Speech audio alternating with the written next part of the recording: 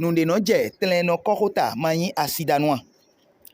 egbewe yin ahosu zangbe mimeo gbongbe obi mepa o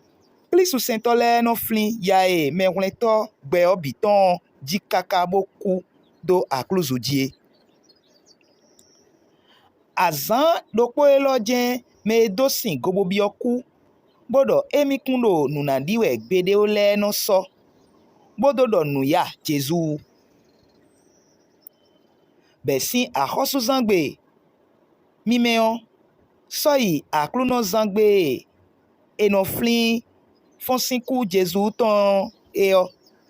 moje ye no je kutamla bonodo nuwla pefibi weene nudokpo yedona tun won weyin doji eyin agojo igudo togboye ton leton ko pe koklozin gba uwe o klisu sinsen kun so na podo te kaka bo yedele na wa mo nupe to viwa mowe lo ododo fon àmọ́ huegolo hala o asewena gba nugbo ebo mema monu je nunde wale podo mema koba nunde na tundo aliene nu ale po